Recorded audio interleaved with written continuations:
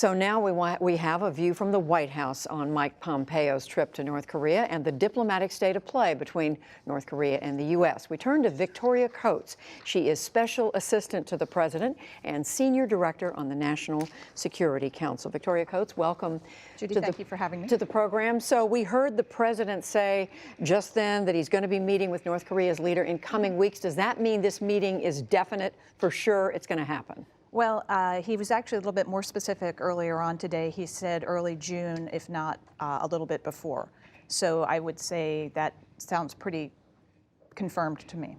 The reason I'm asking so specifically about whether it's on is because the other day the President said, well, we may be meeting or we may not be meeting. So there's no doubt in your mind the meeting is happening. There's no doubt in my mind that they intend to meet, but we have to remember the North Koreans have a vote as well, that a lot of this discussion has been contingent on their willingness to talk about denuclearization, and that is our goal. So if for some reason they were to do something, I could see that being a spoiler, but I think from our perspective, given the very constructive meetings Director Pompeo had and the tone coming out of North Korea right now, we would be very hopeful. Well, let's talk about those meetings that Mr. Pompeo had with North Korea's leader. Highly unusual. We weren't expecting it. It was a surprise, kept a secret for a while. What came out of those meetings? What did the United States learn about the North Korean leader from those meetings? Well, I mean, as you know, that's the first time since 2000 that we've had a meeting on that level, and I think it was very important before we go into any proposed presidential engagement that we have someone the president very much trusts, somebody who can speak for the president, meet with that person, take their measure. I'm not going to speak to the details of the meetings, but you can imagine what kind of sort of preparation and detail that you'd go through. And also very much, as I said, to establish that our goal for the peninsula is something that they're willing to talk about and consider. Well, are they prepared? I mean, what we've been told is that they've said that, yes, they are. So that means completely dismantling this program that they've spent years building up, spending money on, pouring all their time and energy into building up, that they're prepared to completely get rid of it? Well, they're at least willing to have that conversation. And we've been very clear that the verifiable, complete, and irreversible dismantlement of that nuclear program is our goal. And so they know going in. That's what we're looking for. When President Trump came into office, one thing he made very clear is that he was going to put this campaign of maximum pressure on North Korea. And so we've spent a great deal of time and energy over the last 15 months applying that pressure. We've gotten excellent support out of, obviously, South Korea and Japan. We've also had some support from China, which has been unprecedented. And I think that really is starting to have an effect. Are you already looking at how do you verify once they dismantle? That's always trust but verify. It is always the very difficult thing, is to get a inspection program in place that you are confident that indeed your goal has been met. And so that nobody's making light of this task. I think it will be extremely difficult, but so far we I think, have reason to be hopeful. We know that we've been mentioning the president's meeting today and yesterday with the Japanese prime minister. One thing the Japanese are concerned about, they say, is conventional weapons. Even if the nuclear program goes away, they're worried because they're so close about North Korea's conventional weapons program. Is that going to be part of these talks? Well, I think we certainly have to address it. I think that's definitely a lesson from our experience with Iran a couple of years ago, that we do need to pay attention to a full arsenal.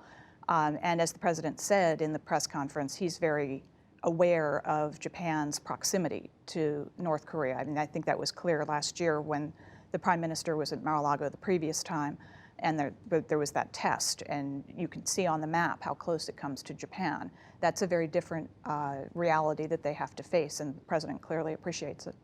Another thing that has been raised is whether, as part of this negotiation over the meeting, the North Koreans are promising to return the 3 Americans who are still being held in detention in North Korea. Is the administration talking to them about that? Do you expect those people will be released? The president has been very clear that the return of unjustly detained American citizens is a top priority for this administration. He's worked very hard on it. There are a number of us who have personally engaged with some of the families. We have a large number of people who work on it.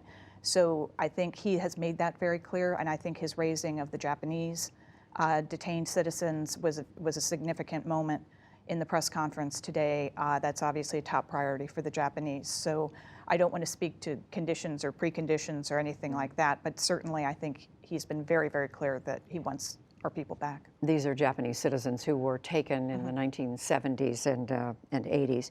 What about the location for the meeting? Is Pyongyang one of the places you're looking at? We've heard so many different places. I mean, it's been almost like a global tour. I've heard Sweden, Finland, Mongolia, Vietnam. I think the answer to that question, given the number of places, is nobody knows yet. Is Pyongyang a possibility? I have not seen that raised internally as a possibility, but since I don't think anybody knows, anything could be possible. Do you come away, does the administration come away with a better understanding of this opaque regime after Mr. Pompeo's meeting with Oh, Kim? absolutely. What can you say about him or about his government? I think it's very important to get that firsthand knowledge, and obviously I wasn't there, so I don't want to put words in Director Pompeo's mouth, but he is a very astute student of human nature. He's very talented at putting himself in somebody else's shoes, because as we look at the North Korean regime, it's inexplicable to us. You know, why would you spend your money and energy on this? Right. You know, what is your motivation for doing that? And I think getting that kind of perspective, so you understand, you know, what is their currency, what are they looking for in this negotiation, would be enormously helpful to the director, and that's something he's obviously highly trained at. And you're saying that some new information came across. Well, definitely, you're going to get, obviously from meeting somebody firsthand, it's always very, very different from seeing them on screen. So, Victoria Coates from President Trump's National Security Council, thank you very much. it's a pleasure. Thank you, Judy.